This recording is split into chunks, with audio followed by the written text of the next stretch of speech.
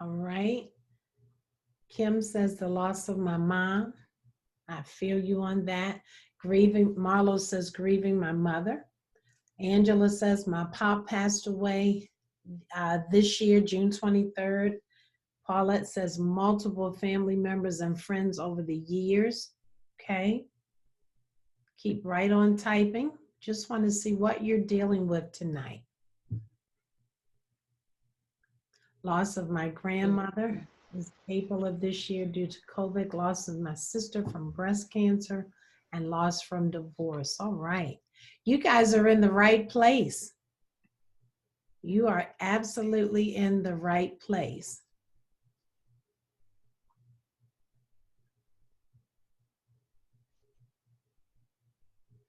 Welcome, Deborah Tisdale. Welcome, Carol Jenkins. Hello. Hi, love. How you doing? Good. Can you take a moment and type in the chat box the loss that you're grieving tonight?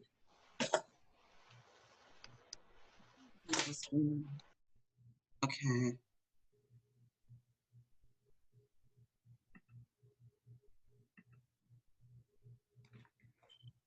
We're going to open up in prayer in just a bit, and then we're going to get going to get you through the grieving process.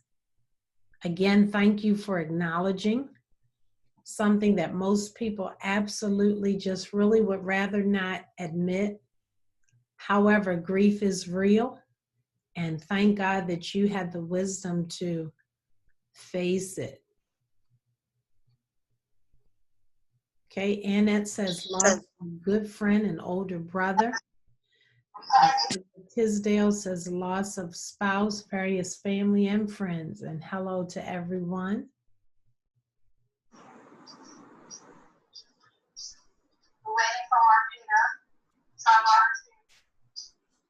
All right, that person that has user there, would that be Jessica? Jessica, are you able to allow us to see you?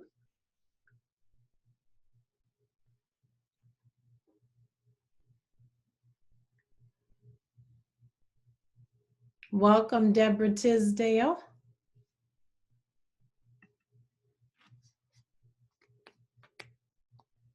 Welcome, Marla Moore.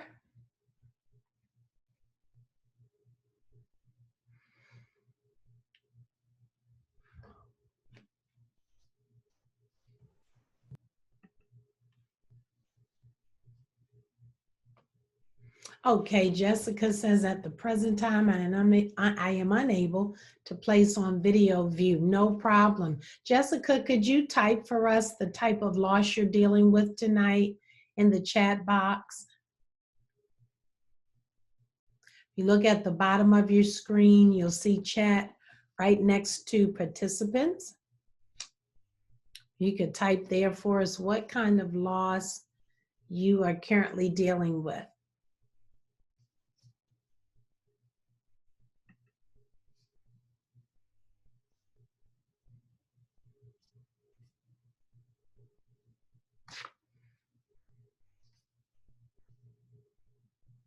Okay, your grandmother who passed away due to COVID in April.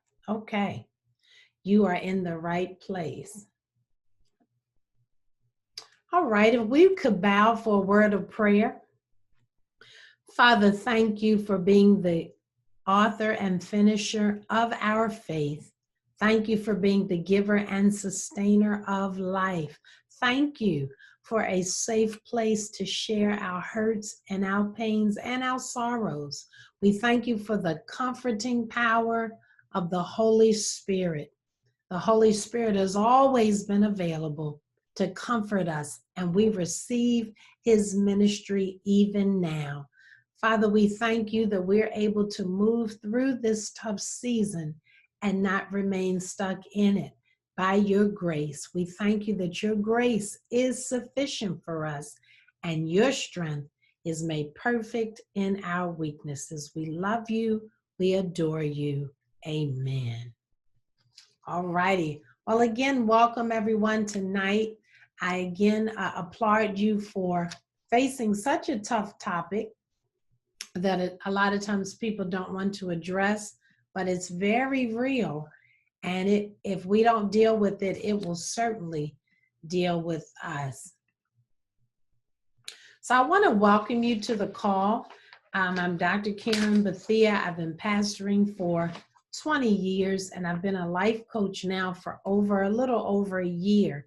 And I love helping people get the information they need to get out of pain, to gain new understanding, and ultimately to gain new life. I am so glad that you're taking this workshop, and I pray that you may find the peace and strength to begin again. Tonight, we're going to take a look at what grief actually is. We're also going to examine the grief cycle or the process of grief and what that looks like, what's involved in it. We're also going to look at the road to recovery or creating what they call a new normal. We know that oftentimes after a loss, things never go back exactly the way they were, but we can create a new normal.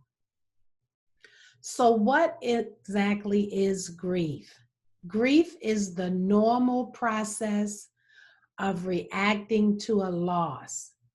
The loss may be physical, such as a death. It may be social, such as a divorce, or occupational, such as a job. Emotional reactions of grief can include anger, guilt, anxiety, sadness, and despair. It is usually deep sorrow which is caused by someone's death. Now, I want to pause here for a moment and say to you, if you have questions that come across your heart as I'm going through the presentation, please feel free to write them in the chat so that you don't forget them or jot them down. At the end of this, we will have a moment of question and answer, and I want to answer any questions that are in your heart. All right?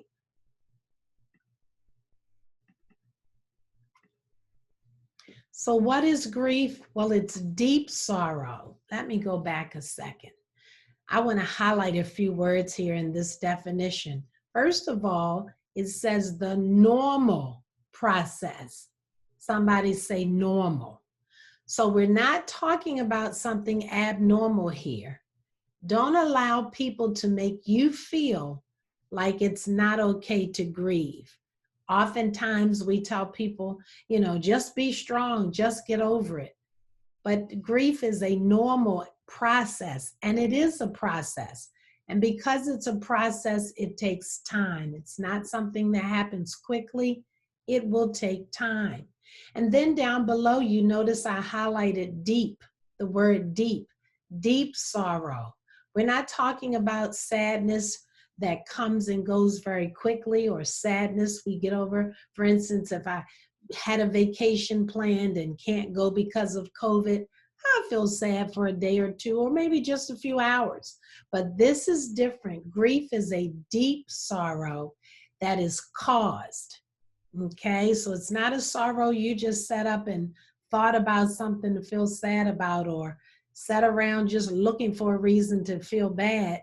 No, it's caused by usually someone's death or some type of loss. It's deep sorrow, especially caused by someone's death. Grief is the intense emotional response to the pain of a loss. It's the reflection of a connection that has been broken. And again, this is a normal reaction to loss. It's the pain that occurs. Grief is a set of cognitive, emotional, and social difficulties that follow the death of a loved one. And you can feel free to take pictures of any of these slides in case you would like to refer back to them later. Grief is a set of cognitive, emotional, and social difficulties that follow the death of a loved one. Grief is also a series of intense physical and psychological responses that occur following loss. It is a normal, natural, necessary, and adaptive response to a loss.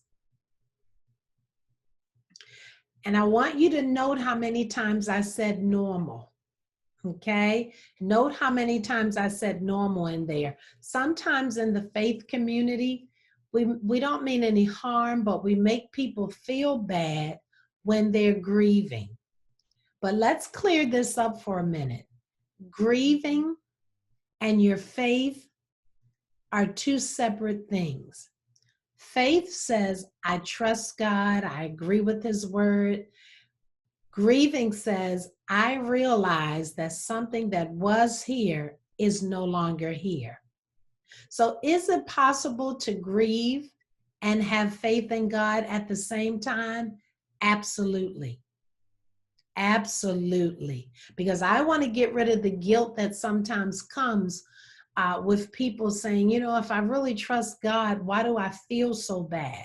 Well, it could be because you're human.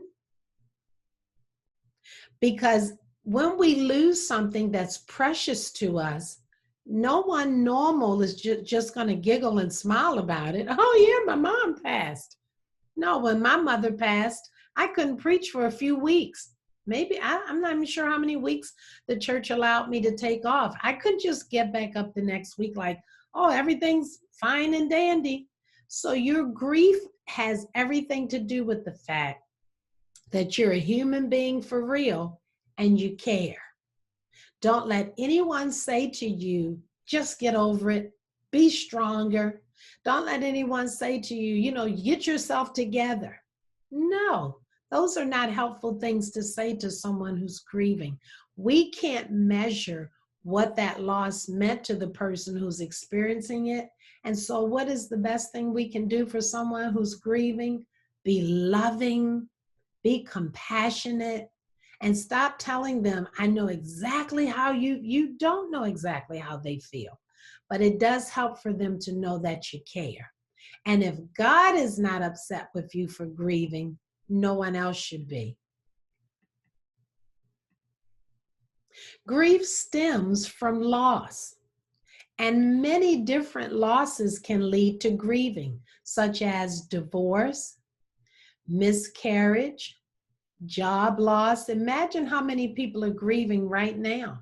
Changes in lifestyle, changes in health, loss of a friendship, retirement, selling a family home, and then of course, certainly the death of a loved one. But think about it, divorce can cause grieving. You've been married, you've been used to spending all this time with the person, you've lived in a home with that person, you were company to one another, and all of a sudden, all of that is over, and sometimes quite abruptly. A miscarriage, you carry a child for months, however many months, and I think it's most difficult when you get all the way to the end and the baby is stillborn. You're not going to come out of that just grinning and giggling and saying, oh, I lost the baby. No, a normal person is going to feel grief. Job loss can bring on grief. Changes in lifestyle. You used to make a certain salary. You lost that salary and you're making less. And now things are tighter and there are concerns that you didn't have before, which are financial. That's going to bring some grief. Changes in health. What about a sudden medical diagnosis that you didn't see coming? That's going to turn on some grief. Loss of a friendship. You've had a friendship for a long time, one you really depended on. Something happened and the friendship went south. You're going to feel that. Retirement can bring on grief because you go from going to work every day and possibly enjoying the people you work with to now being home and wondering, what am I going to do next? Selling a family home that has all those memories from childhood can bring it on, and certainly the loss of a loved one.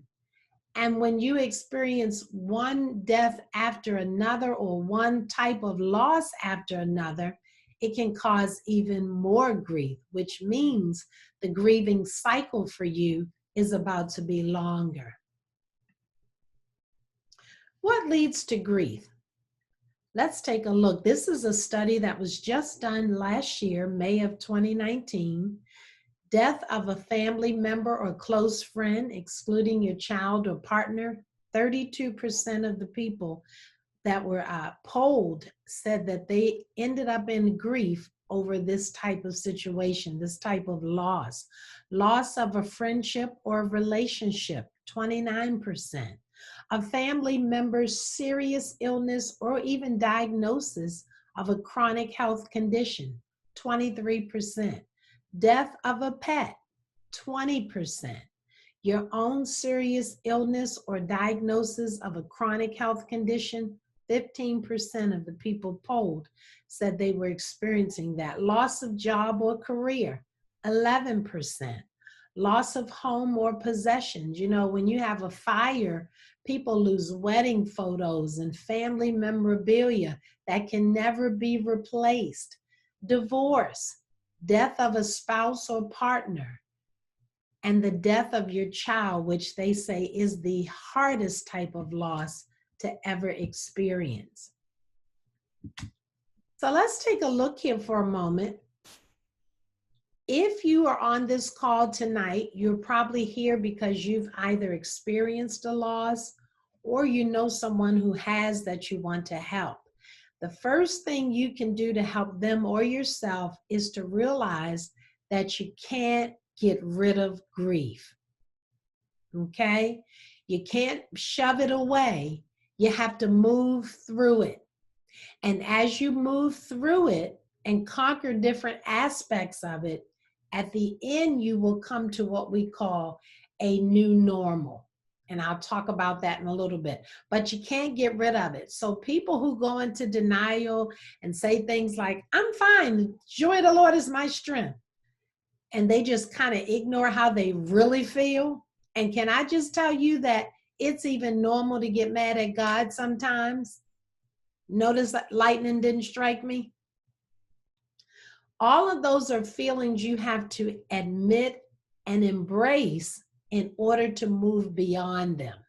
So we're going to look at the grief cycle tonight, and you're going to see, now not everyone goes through every part of this, but you will feel it. First things first, you will feel shock and denial, particularly if it is a sudden death. No sickness, nothing, just all of a sudden this person is gone. You're going to feel shock and you're going to feel denial. Grief is an overwhelming emotion. It's not unusual to respond to the intense and often sudden feelings by pretending that the loss or change isn't happening. Denying it gives you more time to gradually absorb the news, but at some point you're gonna have to admit and accept that this is indeed exactly what's happening. As you move out of the denial stage, the emotions that you've kind of ignored will begin to rise. So it's not abnormal to suddenly feel like, you know, usually during a homegoing celebration, you're feeling kind of numb. It hasn't really hit you yet. But when it does hit, you're going to feel those strong feelings rise.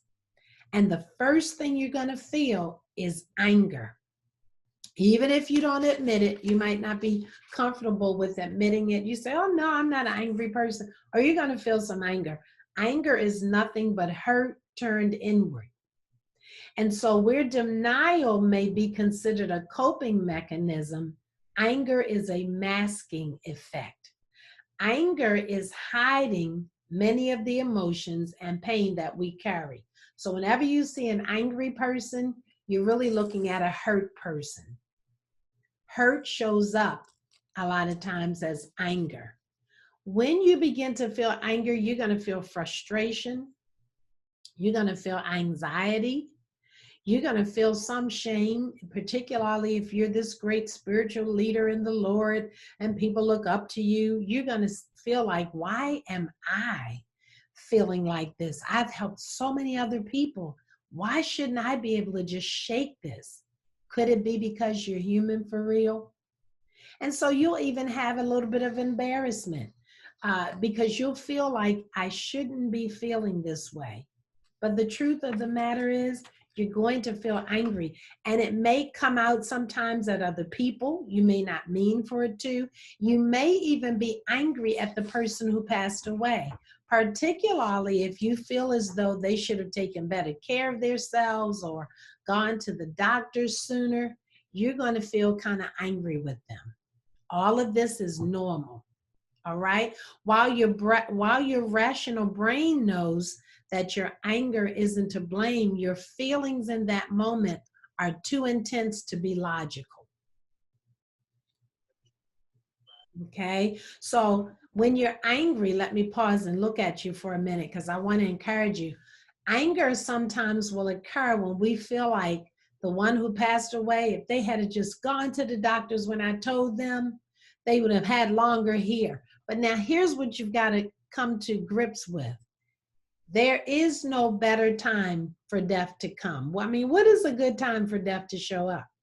If your loved one had lived 3 more months or 5 more years, would you still have been ready to let them go? Shake your head at me, yes or no. Would you still have? So what is a good time for them to return home to be with the Lord? It happens when it happens, and we have to allow God to help us when it does. Now, here's a revelation. I'm going to go back to that grief cycle in a minute. Here's a revelation the Lord gave me a few years ago, and it really helped me, and it may help you. 1 month, no, it wasn't a month. It was about 3 months in a row. We had one funeral after another. I am not exaggerating. I was at funerals 2 times a week, every week, just back to back to back to back.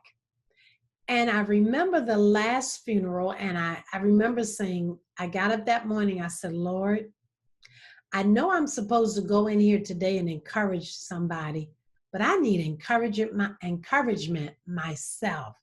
It had literally just taken a toll on me. And the Lord said, your perspective of death is not the same as mine. And then he began to explain it and unfold it. He said, you guys think that you originated on earth. You think you originated when you come out of your mother's womb. He said, but I had all of you first. You came from glory to show my glory in the earth, Christ in you, the hope of glory, and then return to glory to give an assessment of how well you did. Hebrews 9:27, for it's unto man once to die and then the judgment. And judgment doesn't have to be a negative thing. If I'm riding next to a state trooper and I'm doing the speed limit, his judgment of me is fine. However, if I'm speeding, we now have an issue. And so for those who return back home and they live the life that pleased God and they did their best and they go back home, they're going to get a well done. But the thing we need to understand is I never say people are dying anymore. I say people are returning. They're returning. God had them first, and he loaned them to us. And our problem sometimes is we forget that we're on a life loan. We're not here to stay. We're on a life loan. We've been loaned the breath of life to give God glory in the earth and then return home to get a well done for how well we showed the earth his glory. Isn't that powerful? That will take the sting out of it somewhat. Death hurts. I remember when my mother passed, my dad had already passed, and my husband and I, we looked at each other, and both his parents were also gone, and we said, we don't have any parents. It was the weirdest feeling. It was like, we're on the earth now we don't have a mother and father anymore. It was just a startling moment for us. It was like, all of our parents have returned. And so it can be a real adjustment, but know that God had them first. They've only gone back to where they originated. I pray that that helps you. I pray that that puts it in a new perspective. And can I tell you this, that none of them would come back here. Based on where they are now, they would say, child, don't bother me. I'll see you when you get here. They don't want to come back to this. And by the way, if the tears flow while we're talking, let the tears flow. It's all right. No judgment. Let the tears flow, because for some of you tonight, you need to get a good cry around a group of people who understand your pain and who care. So let the tears flow. No judgment. And so after the anger, you would think, okay, I'm getting there. I'm doing pretty good. No, you're just getting started, because the next step of this is depression and detachment. Okay? So depression has a way of just kind of slipping up on us after we're mad and we deal with all that. Now we're depressed. Because depression is anger that's turned inward. Now we're feeling like, you know what? So by this point, you may be able to embrace and work through your feelings in a little more healthy way. But you also tend to, when you're depressed, you tend to isolate yourself from others to fully cope with the loss. Most people that are depressed don't want to be around other people. And it's so ironic, because if you're dealing with depression, you really don't need to spend a lot of time alone. However, depression has the effect on us that we really don't feel like talking. We don't feel like being, you definitely don't feel like being around your relative that cracks jokes all the time, because right now you're in a place where everything is serious. Don't laugh. Don't act like you're enjoying life. I'm depressed. All of these stages are normal unless we choose to get stuck in them. Okay? And then from depression, you move over to dialogue and bargaining. And that's where you start to feel vulnerable and helpless. Here's where you'll have some of your most intense emotions. And so it's not uncommon to start to look for ways to regain control or feel like you can handle, what's going on. In the bargaining stage of grief, you may find yourself creating a lot of what if and if only. What if I had just what if I had just made her go to the hospital? Or what if only he had listened to me when I saw that bump on his arm? You start to bargain. It's not uncommon for people who are saved to start to make a deal with God and say, you know what, God, if you just, I'm going to do better in this area, or since they're gone, I'm going to try. You start making these deals, okay? Because when you start bargaining, it's like a defense mechanism that helps you postpone the sadness you feel, the confusion and the hurt. And so you just kind of try to talk your way out of it. You'll say things like, if only I had called her that night, maybe she wouldn't be gone. Or if only I had told them to spend a night and not drive, not leave here, maybe they wouldn't have gotten in a car accident. If only we had gone to the doctor sooner, maybe we could have caught. You start really spending a lot of time bargaining. If only I had spent more time with him, we wouldn't be divorced. And so you just start trying to fix it on the back end. When the truth is, there are a lot of things in life we absolutely have no control over. Doesn't feel good, but we absolutely have no control. And then after you work through your depression, you move over into a stage called acceptance. It's not necessarily a happy or uplifting stage, and it doesn't even really mean you've moved past the grief or loss. But what it does mean is that you finally accepted it and have come to understand what it means in your life now.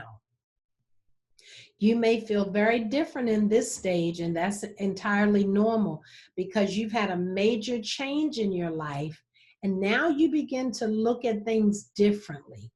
You start saying things like, well, you know what, we had more good days than bad days. I'm okay. And then you start saying things like, well, I'm fortunate to have had so many wonderful years with her, or I'm fortunate to have had so many wonderful years with him, and he'll always be a part of my memories. That's when you get to the acceptance stage. This still doesn't mean you're happy about what has occurred, but you begin to put it in some kind of positive framework. And then step 6, you begin to try and return to a normal, new normal, and a meaningful life. Now, as simple as these 6 stages sound, you can move through them. How long you're in each stage varies. You may even skip a stage. You may go from shock and denial right over into depression. Or you may not dialogue and bargain at all. You may move right from depression to acceptance. But all of you will have to come to stage number 6, where you try to put things back into some kind of meaningful framework. The key to understanding grief is realizing that no one experiences it the same way. Grief is very personal, and you may feel something different every time you go through it. If you decide you need help coping with the feelings and changes, a mental health professional is a great resource. Here is a different diagram of the grief cycle. I wanted to show it to you in a couple different ways. Shock and denial again, anger, depression and detachment, dialogue and bargaining, acceptance, and then returning to a meaningful life. Now, returning to a meaningful life does not mean you're going to forget your loved one. You are never going to forget them. However, you are going to realize, I need to get moving. I'm still here. I still have breath. I need to pick up and I need to move on from this point. Now, grief sometimes can affect the physical body, so it's very important if you feel yourself suffering from grief for an extended period of time, it would be good to see your physical doctor, because grief batters the immune system, leaving you depleted and vulnerable to infection. The heartbreak of grief can increase blood pressure and the risk of blood clots. Intense grief can alter the heart muscle so much so that it causes broken heart syndrome, which is a form of heart disease with the same symptoms as a heart attack. Now, this, of course, is in severe cases, but I've seen people in this condition as well. So you would treat grief, listen to this carefully, treat grief as you would recovery from surgery or other major health experience. Don't be in a hurry to rush back to work or to rush back to your normal routine. Things are not normal. Your body is also feeling the effects of grief. And sometimes grief can be so strong, as we've seen. I've had funerals where people have passed out because your emotions are not just involved, your whole triune being, your spirit, your soul, and your body. I've seen people faint, and that doesn't mean they don't have faith. It means they are completely overwhelmed. And I'll tell you, the people who do the best moving through the grief cycle are the people that just embrace it and go with it. They tell you that when you fall, it's better to just let yourself fall, because people who end up trying to break their fall end up injuring more parts of their body. Did you know that?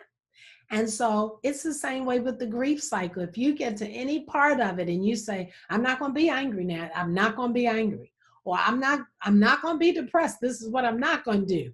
You're not in control right through here.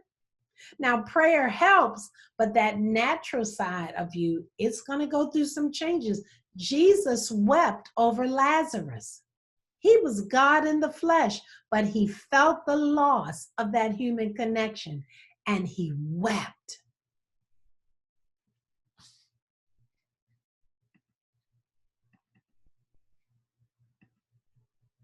So how long does grief last? Well, there is no set timetable for grief.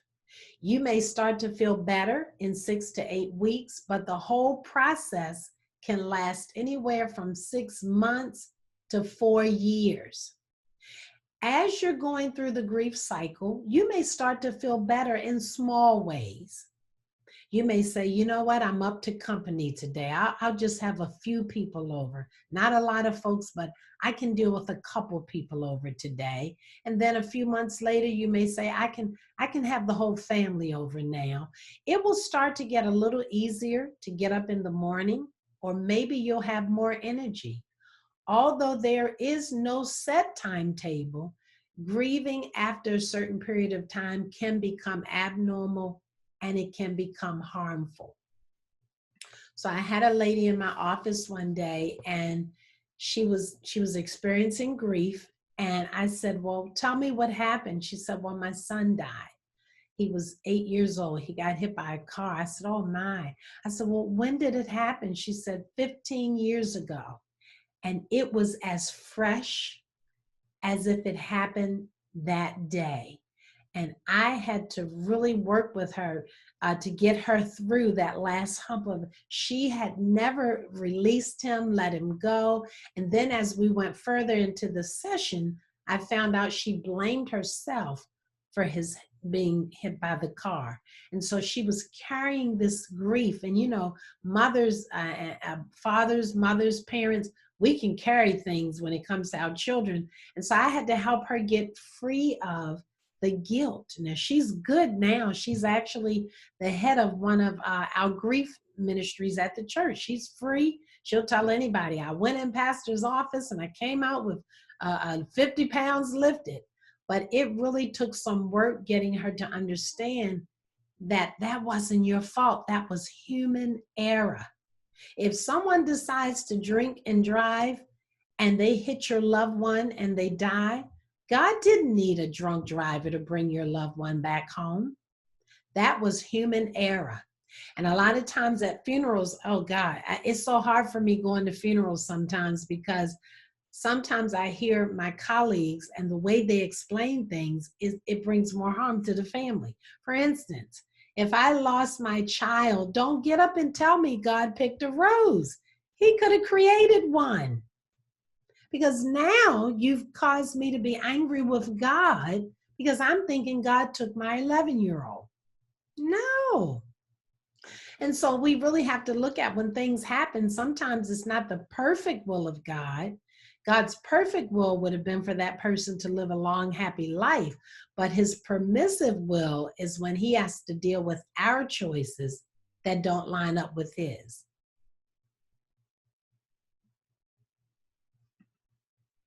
Don't forget, write your questions down.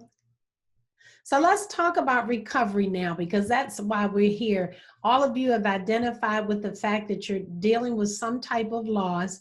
Let's get to the good news. So among those who said they lost a friend, relationship, or had a loved one pass away and return home to the Lord, how did they cope with it? Here's some things that people did. Some said they listened to or played music, and we know music, I always say music is an internal massage. If you get the right song down on the inside of you, it'll always lift your spirits. Some said they focused on work, and so those who tend to be workaholics, they're going to work harder than ever now because it takes their mind off of the loss. Some said they spent more time with family and friends, which is always helpful. Some said they exercised more, which is again always helpful, because exercise, let me stop here for a moment to explain something. I used to teach science, so I always seize the moment.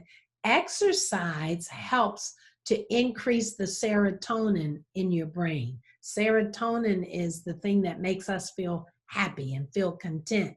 And sometimes when people are suffering from depression, it's not always, sometimes it's actually a chemical imbalance where they just don't have enough serotonin present.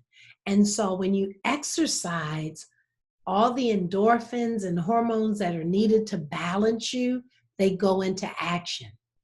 And so I always tell people, before you try medication for depression, try exercising, try worshiping, try singing, because these are very natural things that absolutely will lift your spirits. Can I tell you one of my secrets? A good hot bubble bath in Dr. Teal's works every time. Oh my goodness. And they have so many different, not flavors, it's not food, but they have so many different scents out now. They have the lavender, they have the shea butter. I'm doing Himalayan pink salt tonight. I can't wait. I'm so excited. I love my tub, I do. And so you can put some Dr. Teal's in there, get a nice bubble bath going, put on a great worship song, and just lay there and relax. Because when you've had a loss, your whole body has been through something.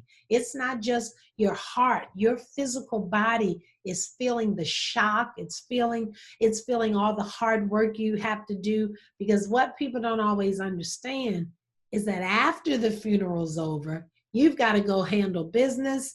I know when my brother passed away 2 years ago, and he was divorced, so he actually came to live with us, and he had cancer.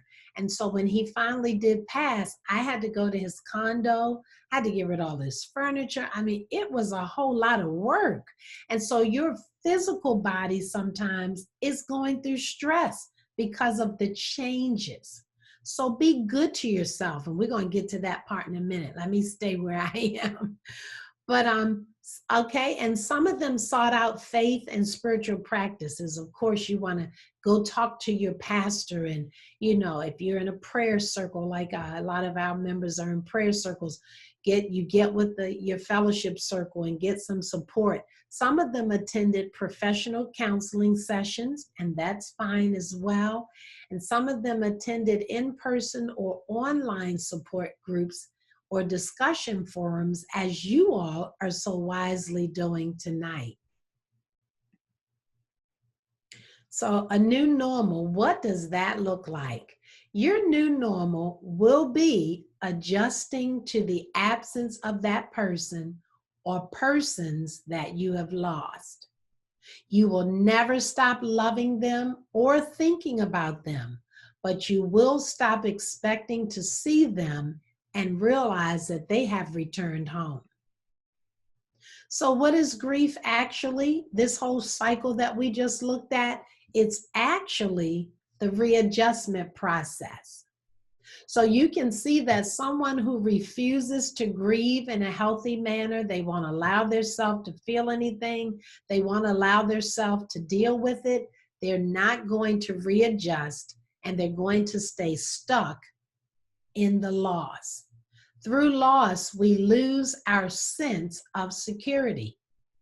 Okay? And so this loss, whatever you've had, it caused anxiety, it caused fear, and it messed up your safety a little bit. I mean, this person was there and you had them and you did things together and everything was great, and now they're gone. So our sense of security around that relationship has been lost. But through the grief process, we get it back. It just looks different. So you've got to allow yourself, and those who you may help with this information, you got to let people grieve. Got to let them grieve. Why? Because grief is the readjustment. If I never grieve, I never readjust. If I don't grieve, then 5 years later, it's still fresh. Why? Because I've not gone through that cycle that will bring closure.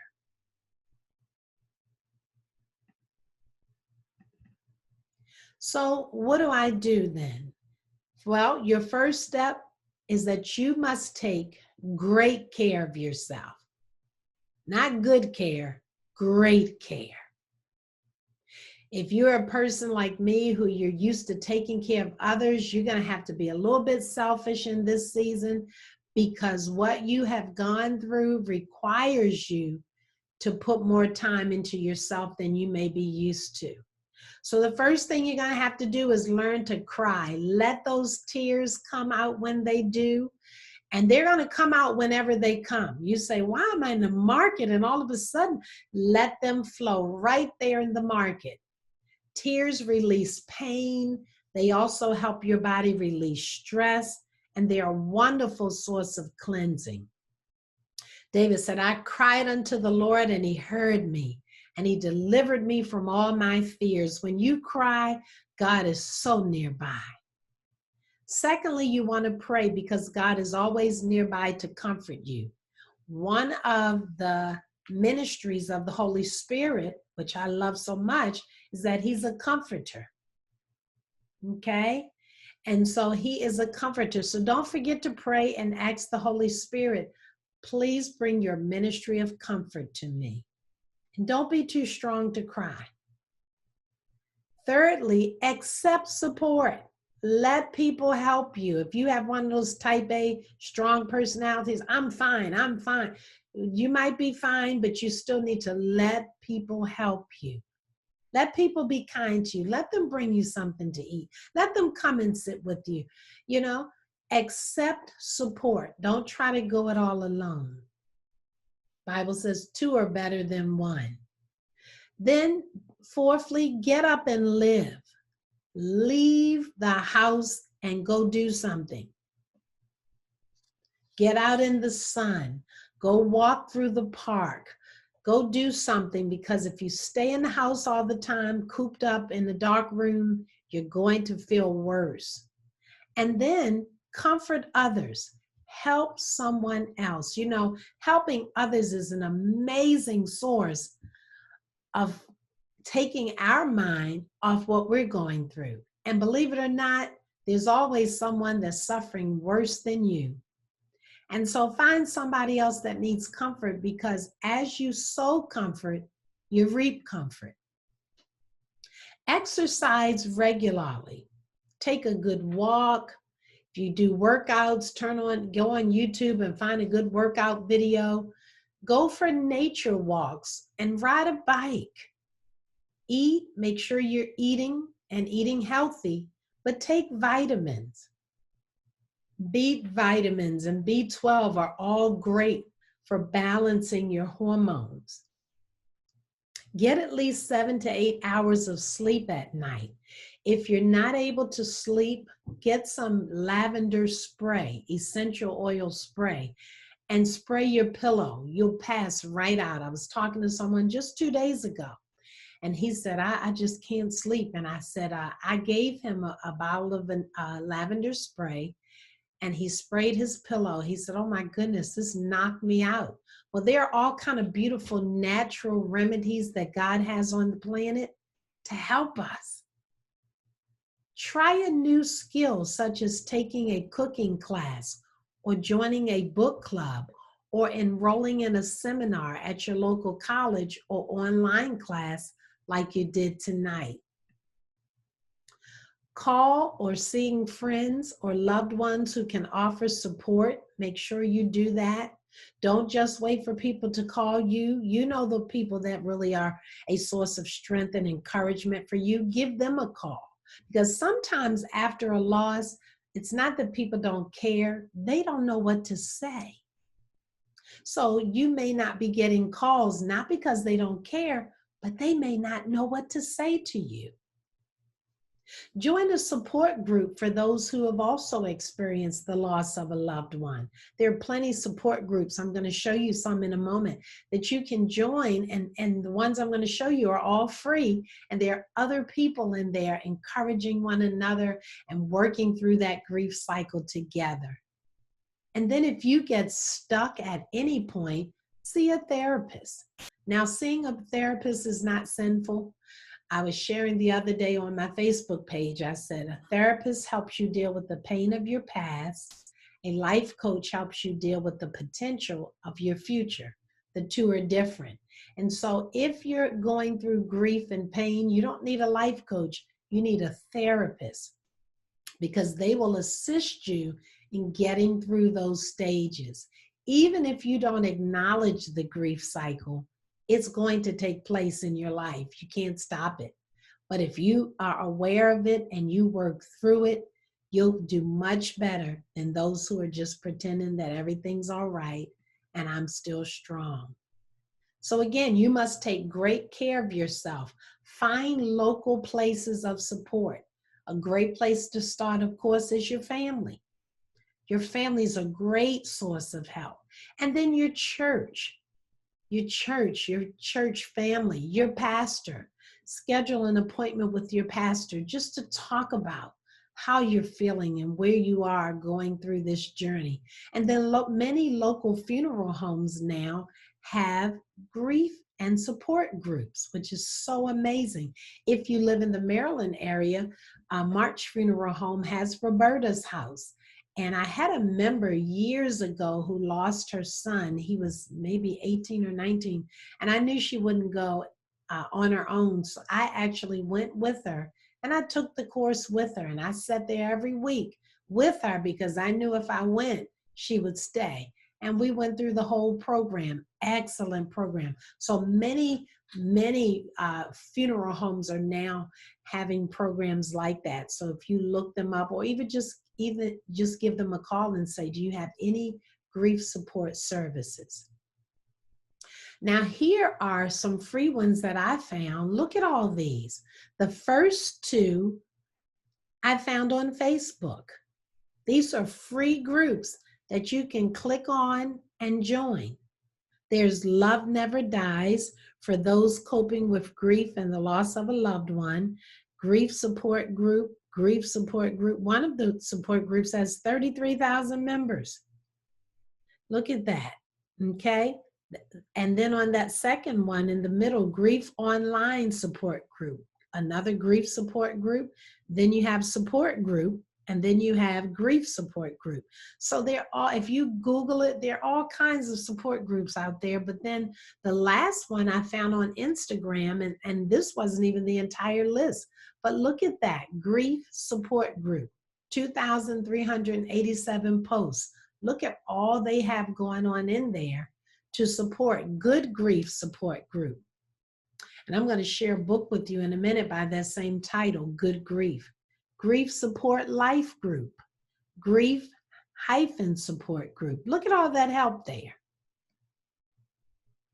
So there's free help available, and you can try out a group. If you don't like it, come out of there and try out another one. But all those groups are free. Here are some books that I would like to recommend. The first one, and please take a picture of this, please, because you may need to get these not only to help yourself, but to help others.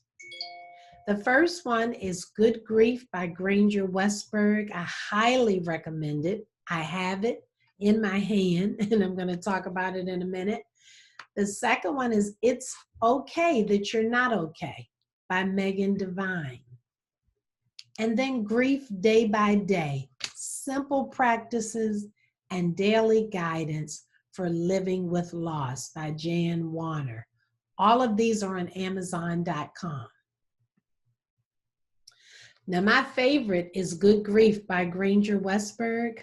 We actually, whenever I do funerals at church, we give out what we call a grief packet. And so we usually do about 11 to 12 people. We try to do that first row. We give the family a grief packet, and in there is a pack of tissues because we want them to feel free to cry during the celebration. We also have this book in there, and we also have a DVD, not DVDs anymore, a CD with instructions, or DVD, I'm not sure, but there's a tape in there and a message. And listen to the chapters in Good Grief. Stage 1, we are in a state of shock.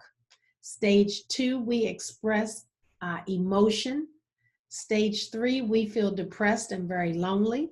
Stage 4, we may experience physical symptoms of distress. Stage 5, we may become panicky. Stage 6, we feel a sense of guilt about the loss. Stage 7, we are filled with anger and resentment.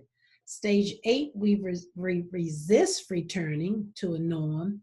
Stage 9, we gradually hope comes through. And stage 10, we struggle to affirm reality. Now, you may not go through all 10 of these that he lists in his book, but it's still good information to have for yourself and for others that may be going through the grief cycle. So this book I highly recommend.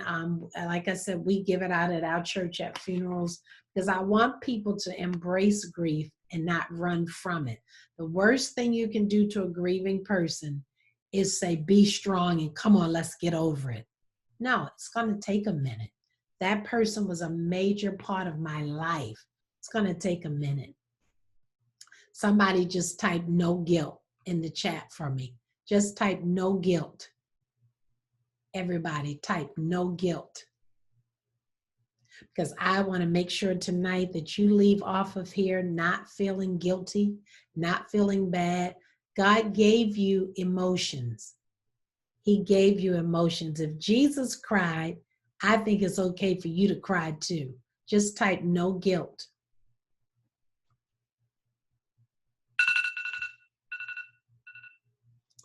All righty. So as I prepare to close, and I definitely want to do some Q&A, next Wednesday, I'm doing a self-help series right now called the Summer Self-Help Series. And each week I'm dealing with a different need that I've seen recently. I've been getting calls, etc. So I chose to do grief tonight because I know a lot of people are dealing with loss. And next week, I'm going to talk about dumping depression. Dumping it, getting rid of it out of our lives. So I want to invite you to take part in that if you would like to. The choice is yours. The link that you probably use to register and the one that's on the flyer is not working. So here is the actual link, and I want to make sure you have access to it. So go in and take a picture of it if you'd like to be a part of that. Next week is dumping depression. The week behind that, we're going to talk about 7 fears that successful people overcome. And then the last week, we're going to talk about time management for busy people. Now I'd like to close us out in prayer, and then I'm going to open up the floor for Q&A. Father, thank you for our time together. I thank you tonight for these precious persons that you allowed to be on this call. I thank you that you ordered our footsteps and you orchestrated our way. And I pray, God, that as they move through the grief cycle, I decree and declare they'll not get stuck anywhere in it, but they will come through it boldly and gracefully and with your help. Your grace is sufficient for us, and your strength is made perfect in our weaknesses. So we trust you. We love you. We take this new information that we have, and God, we ask you to help us move through the grief cycle and return to a sense of normalcy, a new normal. Indeed. Amen.